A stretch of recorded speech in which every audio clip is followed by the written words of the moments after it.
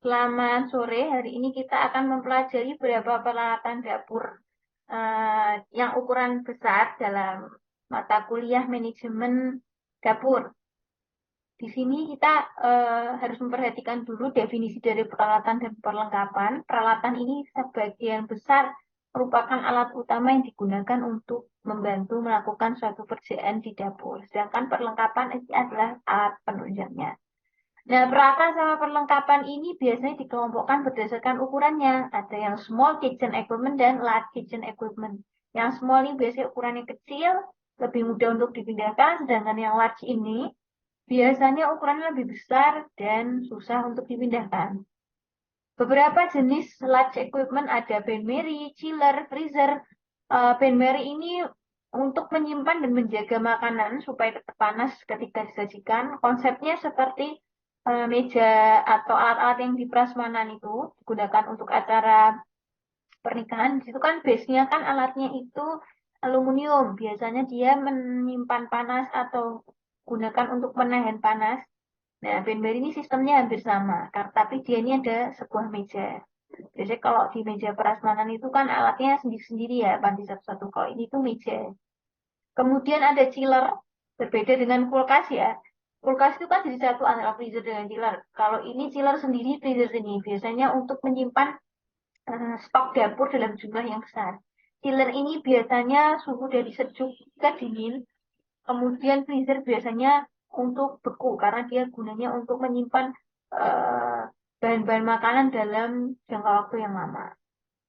Kemudian oven biasanya untuk memanggang roast beef, roast chicken, pastry, bakery produk. Dia kegunaannya fungsinya untuk oven. Tentunya bentuknya bermacam-macam ya.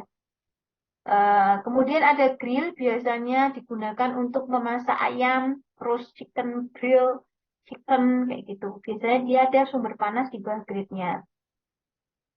Terus memanggangnya itu di bagian atas. Sedangkan kalau oven ini secara keseluruhan yaitu. Kemudian ada steam table biasanya dia sebuah meja. Kemudian dia akan menghasilkan uap di sini untuk eh, menghangatkan panci-panci dalam panci-panci di steam table itu tadi. Menggunakan steam table, sorry. Di pancinya dimasukkan steam table, kemudian jauh udara panas di situ untuk menghangatkan panci. Kemudian ada titing pan. Titing pan ini adalah alat untuk menggoreng atau membuat suatu masakan dalam jumlah yang cukup banyak. Biasanya kita sering temui di restoran tempat saji untuk menggoreng kentang, bisa di hotel-hotel atau di restoran untuk menggoreng masakan, bisa juga untuk memasak gitu.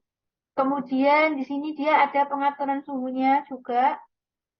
Kemudian di sini juga ada untuk timernya. Di sini ada juga alat yang lain bernama titing boiling pan. Di sini khusus untuk membuat makanan yang berbasis cair, seperti sop, saus. Bentuknya seperti panci, ukurannya bulat, bentuknya bulat, bulat, terus ukurannya besar. Kemudian kita masuk ke alat selanjutnya adalah salamander. Di sini biasanya untuk memberikan warna pada bagian atas makanan atau untuk mengenyahkan bagian atas makanan. Kemudian salamander ini bentuknya bermacam-macam ya. Ada yang seperti oven seperti ini, ada yang tanpa sisi, ada juga yang biasanya ada di restoran spa saji, itu ada pakai sinar merah itu. Gunanya untuk menjaga agar misalnya ayam yang disimpan di situ tetap renyah. Kemudian masuk ke beberapa alat lab equipment yang penting, yaitu gas burner range with oven. Dia ini ada dua fungsi, atas sebagai kompor, bawah sebagai oven, dengan berbagai pengaturan untuk burnernya ya, untuk tungku kompornya. Kemudian ini untuk pengaturan ovennya, biasanya menggunakan gas, ada yang dengan 4 tungku, ada juga yang 6 tungku. Biasanya materialnya stainless steel. Kemudian cara membersihkannya biasanya kan gasnya dimatikan dulu, kemudian burnernya biar dingin. Setelah itu lepas burner, dicuci, kemudian dipasang lagi. Ketika mencuci itu dia harus menggunakan alat sama bahan khusus. Biasanya ada sabun pencuci khusus. Kemudian keringkan dulu baru dipasang. Keringkan dengan kain, pastikan kering ya. Kemudian ada cara membersihkan bagian oven. Biasanya menggunakan alat khusus untuk oven. Di sini pakai semprotan biasanya terkenal dengan Cif ya. Membersihkannya juga dari bagian dalam keluar. Nah, di sini itu juga perlu diperhatikan adalah bagian open deck-nya. Bisa dibersihkan menggunakan bagian tumpul dari sendok. Biasanya kalau ada sesuatu yang kotor, kering di situ. Terus bisa membersihkan juga bagian fan atau blowernya dengan alat atau bahan yang bernama WD-40. Kemudian masuk ke dock mixer, sistemnya sama seperti mixer-mixer yang ada di rumah untuk mengaduk berbagai adonan atau roti khusus. Tidak untuk roti juga, bisa bermacam-macam seperti adonan mie. Intinya dia untuk mengaduk produk adonan seperti itu. Kemudian ini beberapa komponennya. Ini ada alat pengontrol mangkuknya, ada timernya, ada light indikator, mengatur kecepatan, on, off, stop. Ini untuk pengatur, biasanya kalau ngadoni di sini itu nanti bahannya ada yang keluar-keluar. Nah, ini sebagai penjaganya. Kemudian ada mixilpolnya, terakhir ada mesinnya di bagian bawah. Cara perawatannya hampir sama seperti mixer-mixer pada umumnya. Lepas dulu bagian ulir yang di mixer itu, kemudian direndam dengan sabun dan air panas. Atau bisa juga kalau sudah dihilangkan bisa menggunakan sikat gigi atau kain yang lembab. Kemudian terakhir tidak boleh menggunakan mixer terlalu lama. Kemudian sering diberikan minyak pelumas atau eh, biasa kita gunakan adalah minyak sayur dan biasa disimpan di tempat yang aman. Kemudian ada lagi tippling pan. Tippling pan ini biasa kita kenal untuk menggoreng atau memasak suatu masakan dalam porsi yang cukup banyak. Di sini ada pengaturan eh, suhu, kemudian ada pengaturan waktunya. Kemudian ada cara membersihkan titipan. Yang pertama, titipan ini terbuat dari material stainless. Jadi, membersihkannya lebih mudah, yaitu dengan melap bagian luarnya. Dan bagian dalamnya itu kan bentuknya seperti panci atau wajan ya, bisa diangkat. Nah, itu dicuci seperti wajan atau panci menggunakan sabun dan spons seperti itu. Kemudian dikeringkan, baru dipasang. Kemudian ada lagi salamander. Salamander ini tadi bentuknya ada dua, ada yang seperti oven, ini ada yang tidak ada sisinya. Nah, biasanya untuk memanggang. Terus biasanya juga kita temukan di hotel-hotel itu di atas meja dapur. Gunanya juga untuk merenyahkan makanan.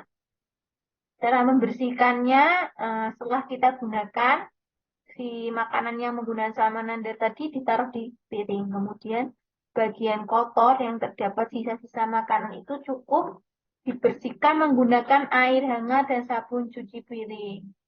Tidak direkomendasikan untuk menggunakan alat pembersih kasar karena dapat merusak bagian pemanggangnya.